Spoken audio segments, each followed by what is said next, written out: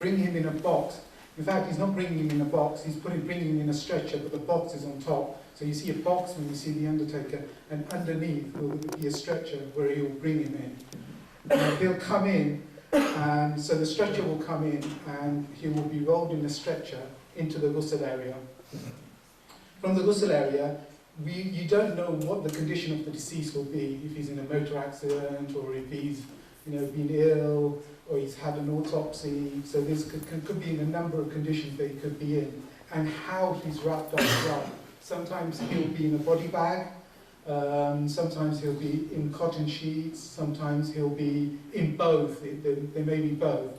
So the first thing that you need to do is the stretcher will be rolled in. This is the ghusl table that we're going to be used. So pretend this is the ghusl table. This is the stretcher that it's come on, and it comes to the side, and we bring it in parallel with the ghusl table. So the first thing we do is we get a scissors and we'll cut. What we'll do, we'll bring him from the stretcher on top of the ghusl area. So if you can get up and go into the ghusl area.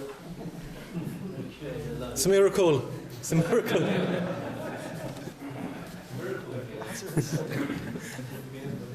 Yeah, so wrap him up with it. Lie down.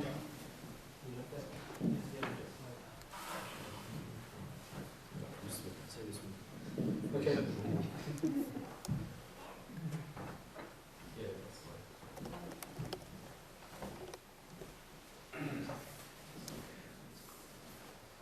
Okay, so the first thing what we do is that we need to cut open either the cloth, unwrap the cloth that he's in, or the body bag. We need to have the scissors to cut it. So we need to cut whatever he's on. Sometimes you may even get him, he may even have clothes on, so you may have to cut the clothes off him as well. So he's got socks on, I won't cut anything off. But, so we cut the body, we cut it open, but before we do that, what we need to do, we need to put a towel around his aura. And the aura for the male is, roughly, do you want to? It's fine, so just go through it. Okay, it's from the navel to the knee. So so for the male, we put that. And in case, because we are going to wash him and it needs a lot of effort, so it's better to have extra, we have to cover the body extra to make sure that his aura is not uncovered when we are washing the deceased. So you have another Assistant. And it is recommended or preferable to have a cloth that is thick, and if it is colorful, that is much better, to not uncover the aura of the deceased. So we've cut the bag or the cloth, whichever he's come in, and we've cut that, and we cut it down the middle.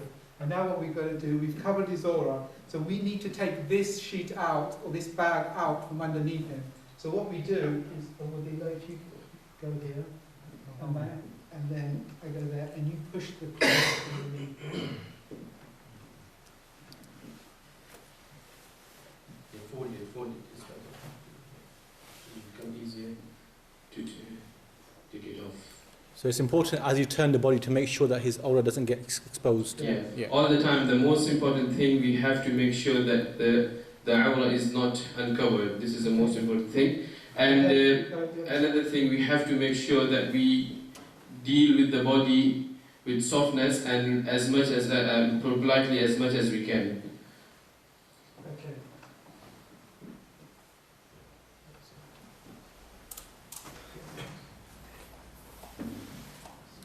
Okay, so now he's completely uncovered. He's got the covering on the aura. We can start the ghusl.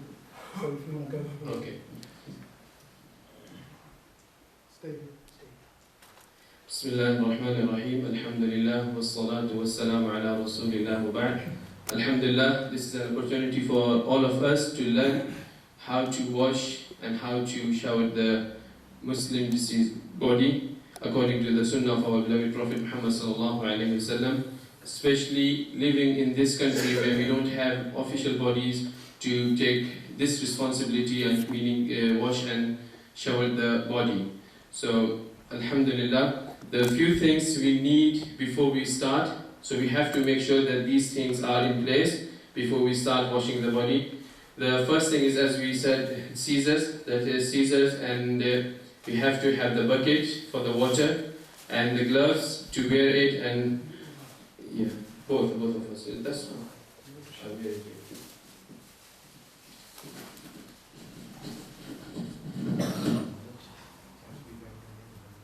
No, that's in hospitals. So we have gloves, scissors, and then the buckets, and then we should have kafur. It is a type of perfume that we are going to put before finishing or before washing, before ending the wash. And we need a soap or shampoo if we want to wash the body, and the perfume, the scent, to put on the shroud. And sometimes we need the kafur. This is the kafur one. We have to dissolve it in the water. And the last time, because I will explain how many times we have to wash the body, and the kafur we have to use it at the last time, or the time when we are finishing the washing. And the last thing we need is the 2 thick towels, as this one is for the first one is to cover the body, the awra, and the second one is to dry after finishing from the wash. Yes. So now, Bismillah, we will start.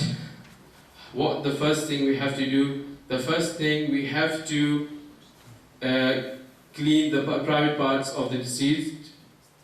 Yeah, that's and how we have to do that? Gently, we have to press the stomach to make sure that the stomach is empty, and by lifting the body, it's like in a sitting position, and we have to stress it and then put it down to make sure that what is left in his stomach came out before. And this thing we have to do it 3 times. And is it under the towel or top of the towel? Top of the towel. We don't have to touch the body directly. And even when we are going to wash the private part of the body of the deceased, we have to make sure that we are not touching it directly with our hands. Our hands should be covered with a thick tissue or with a thick cloth. Usually we use these type of towels to make sure that we do not touch the private part of the body directly. And this has to be done 3 times.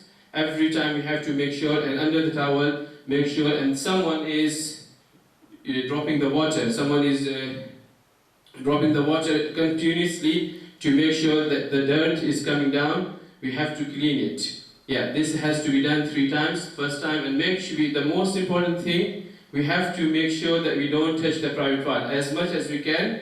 We don't have to see it. It has to be done under the towel, and those that are assisting or helping the one who is washing, they have to make sure that they don't look they don't look at the private part of the deceased. And another thing I forgot to remember to mention, that the Messenger of Allah sallallahu alaihi wasallam said, the person who is going to wash the deceased has to be trustworthy, and he should not broadcast what he has seen during the wash unless what is good. This is very important because we never know what will happen during the wash time. So the person who is the washer has to be trustworthy, and he should not say anything that is not good or that is bad. Unless something is good, you have to tell others, otherwise you have to keep it between yourself and don't disclose the person. And as I said, we have to clean him and make sure that nothing is left in his stomach 3 times. Every time we have to do in the same way. We have to lift him. If there is no need to lift him, then we don't lift him. Just gently press on his stomach to make sure that something is coming or not. If nothing is coming, then that would be enough for the second or third time without lifting the person. So we have to do the istinja. We have to wash his private part 3 times to make sure everything is clean. After that, we have to move to the next step, and that is to do the wudu as we do in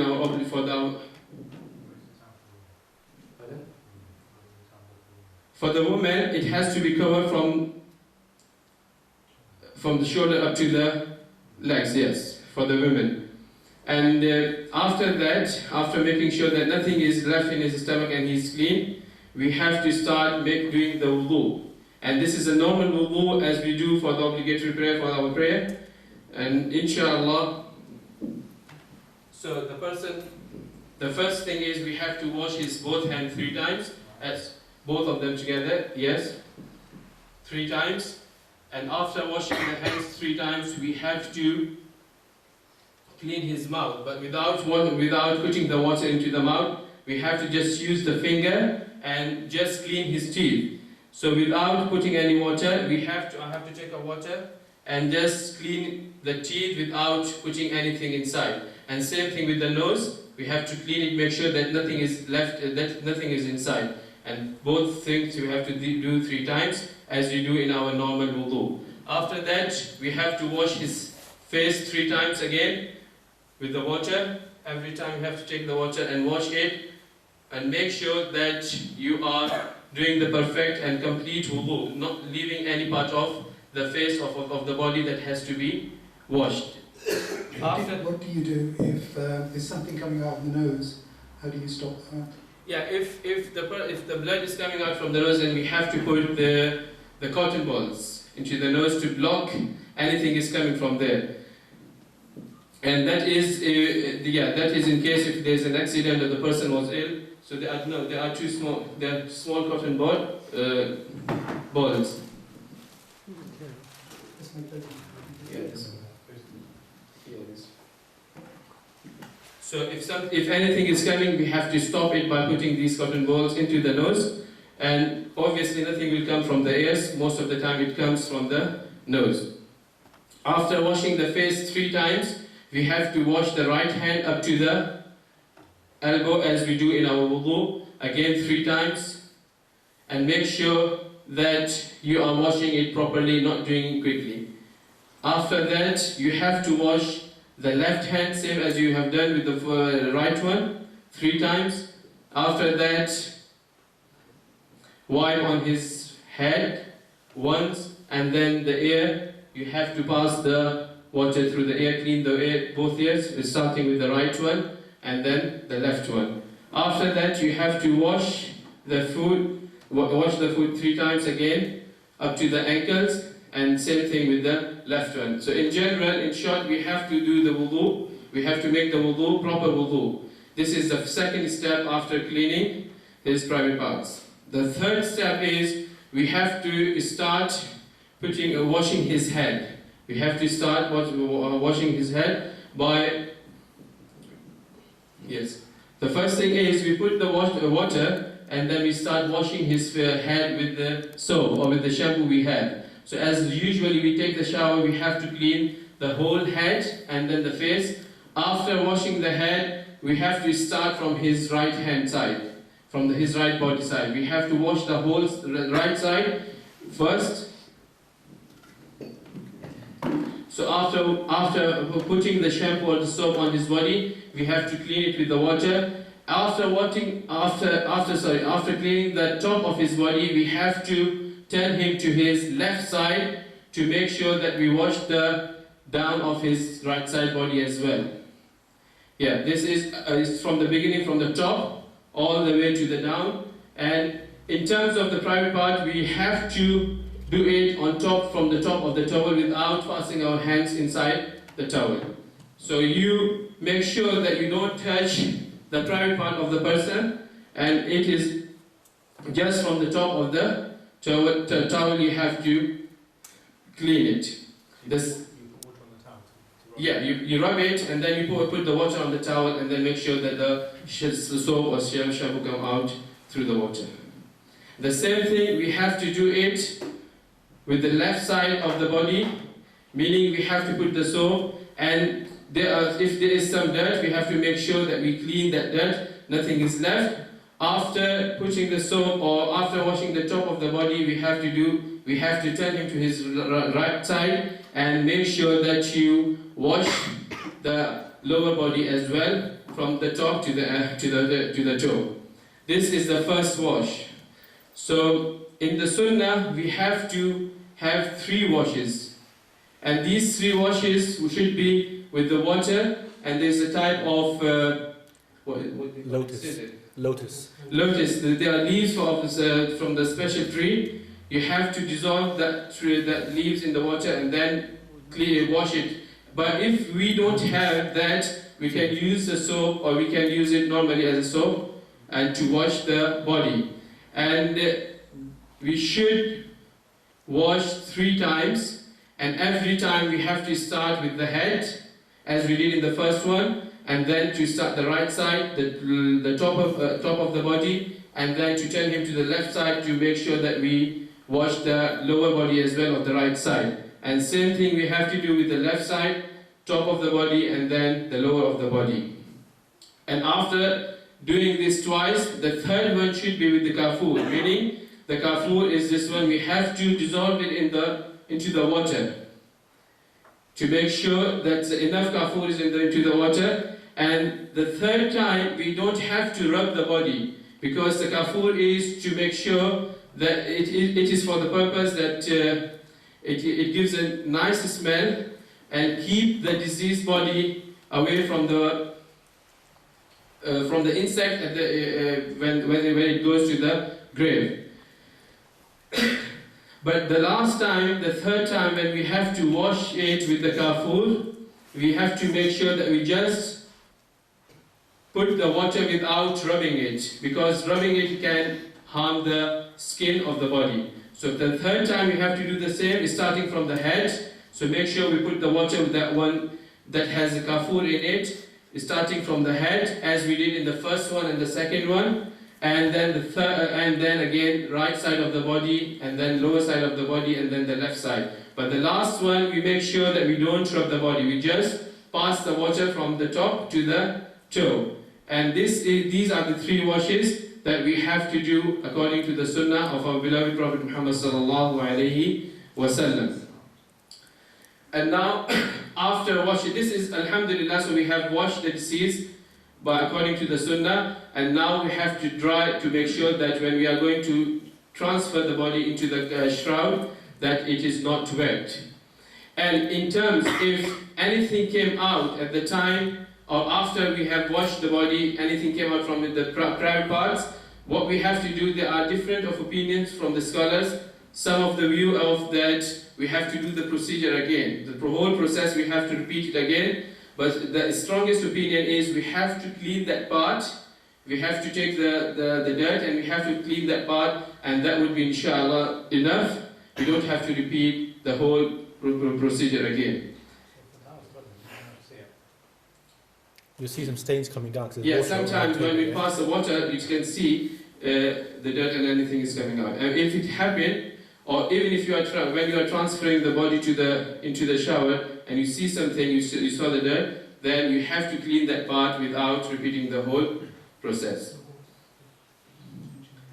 Yeah, and the water, as I said, we have to deal with the dead body as he is alive.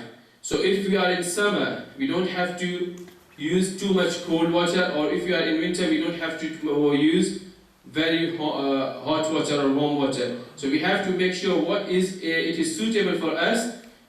We have to use the water which is suitable for us as if you are using it. So that's the most important thing. We don't have to use something extra, thinking that he is a dead person, he will not feel it. No, this is not the case. The dead person will feel, and it will harm him if the water is really cold, or or vice versa if it is really hot as well. So after finishing from the 3 washes, we have to dry the body, and we have to use the different towel, because the towel we use, it's already wet. So now we have to change these 2 towels again, making sure that the private parts are not uncovered. And majority of the scholars are of the view that it is not, or it is disliked to cut the nails or trim the mustache or shave the hair of the under the arm or the private part. The scholars are of the view that we have to leave them as they are. We don't have to cut anything. Some people, they cut the nails and then they shave the hair. That is not recommended, or some of the scholars of the view that it is disliked. We don't have to do any of these things. Yes. Sometimes from hospital they come with lines in the neck or in the groin. Do you remove them or no? What do you mean with the tubes? Plastic tubes? Yeah. First, before you start, you make sure you remove every single thing from the body. And if the blood is coming out, then you try to put these cottons or the things that will stop the blood. So yes, we don't leave these things because they are used. There is no point to leave these things on the body. So we have to take everything, like these tubes or these central lines, before we start the wash. After drying the body, now the last step is to shower the body, the deceased, and for that we have to transfer him from this table to the different one. Huh? Yeah, that's why I said combing the hairs, and we have to leave it as it is. It is disliked to do all of these things. That you can cut the hairs, and as I said, there is a dispute among the scholars, but majority of them that we don't have to do these things. Yeah. What do you do with the ladies' hair when it's long hair? Yes, that's why I'm coming for the ladies. For the ladies here, when we are washing, we have to lose the hair and we have to wash it as they do, as they wash normally. And after washing the 3 times wash, we have to make 3 ponies. One from the right side, second from the left side, and the third one from the top. And then all of these 3 we have to combine them together at the back. So this is for the women. When the women they wash, the women they have to wash the hair and they have to make it 3 ponies. First from the right, one is from the right side, second from the left side, and the third is from the top, and all of them to be gathered at the back of the body. And now we have to shower the body into 3 sheets. This is for the men and for the women as well. But there is an opinion that scholars said we have to shower the women into 5 pieces, into 5 sheets. One is qamis, it's like a shirt, and second is khimar to cover her head, and the rest of them 3 as a man. But there is the evidence for that. Those of the scholars that have opinion of that the women should be showered in 5 pieces. That hadith, the thing is based on the hadith is not strong or not authentic. So the hadith that is telling that the women should be showered in 5 pieces is unauthentic. That's why other scholars they said the women are like men. We have to shower them in 3 pieces, in 3 sheets. And these 3 sheets should be white, as the Prophet of Allah ﷺ said, wear white clothes, these are the best clothes, and shower the dead in them. And we have to make sure that these are nice and clean, and they are enough to cover the entire body of the person.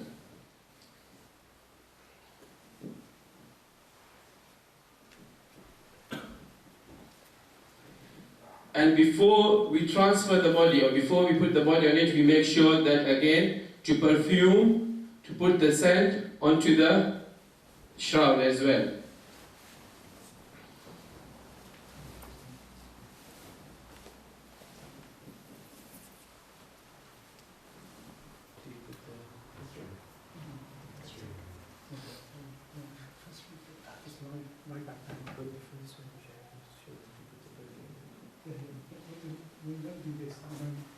Okay.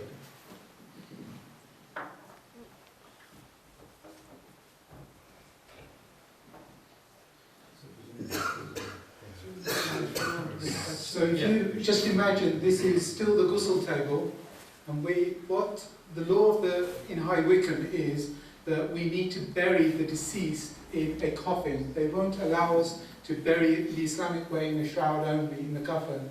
Yeah, so the law is that they won't accept a body unless it's in a coffin. So now what you need to do, if you imagine that this was laid out in the coffin itself, the 3 sheets are in the coffin.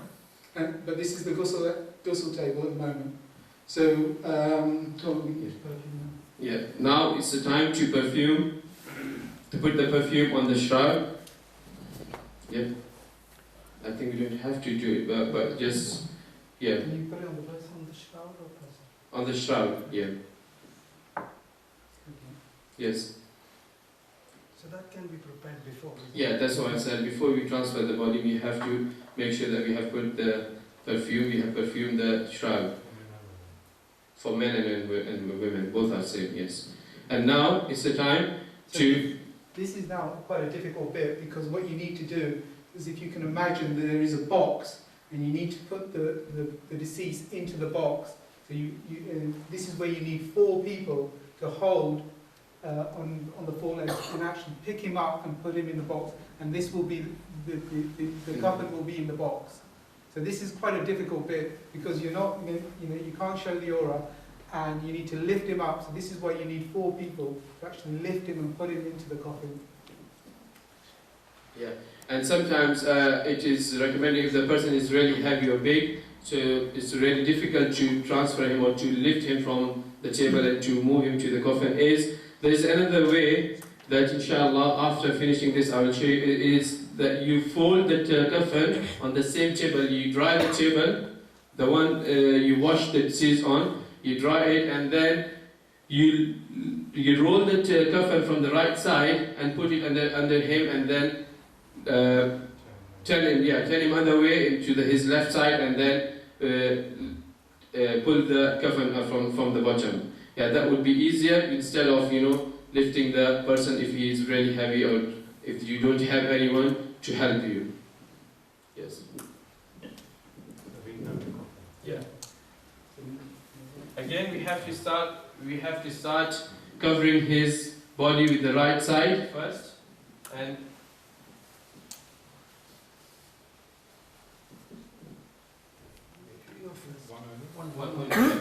one by one, layer by layer. Yeah.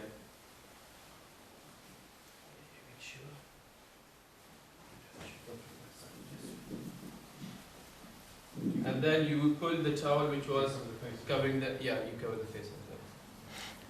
And then same thing from the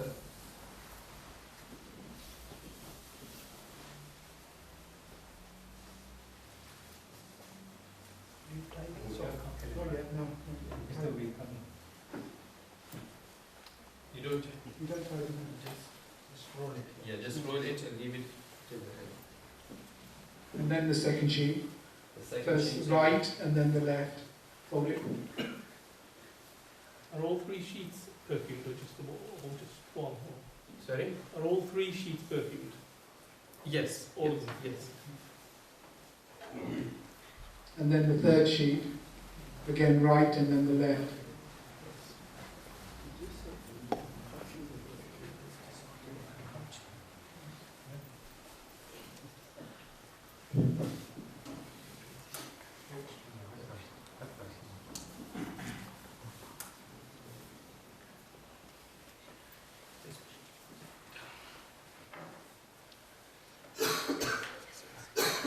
So this is the last step where you have covered the whole body with the shroud, and then you have to cover the head. It doesn't matter if you start with the head or with the legs. It's all same. So you start covering,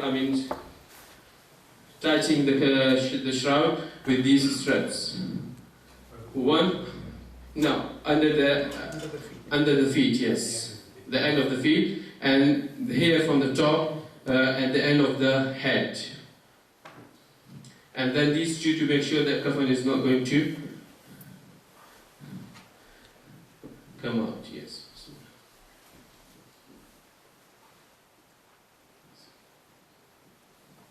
So this is the whole procedure starting from the wash until the end of enshrouding the deceased. Some of the scholars also mentioned, like some of the Sahaba, they would actually perfume the wudu areas of the body as well. Yes. Yeah. So they actually afterwards put some perfume on the actual. After drying the body, that you perfume. As I said again, the hadith it said which I mentioned, it says you scent or perfume the coffin, shroud, and there's some of the Sahaba of the view that you put the perfume on the parts of the wudu, on the wudu parts as well. So some scholars say they don't put it on the forehead, but perfume. Some scholars mention that don't put perfume on the forehead. For what reason? I don't know as well. Yeah, that's what I said. I'm of the view that you put the perfume on the coffin instead of putting it on the body. But as Abu Umayyah said, there is a view of the Sahaba that they used to put the perfume on the parts of the wudu, on the wudu parts. Yes. If the disease have a sort of like a false teeth or the denture in his mouth, does it need to be removed before they wash, or some people can be with hasn't got his own teeth. No, you don't have to take you don't have to take it out. You have to leave it as it is. Huh?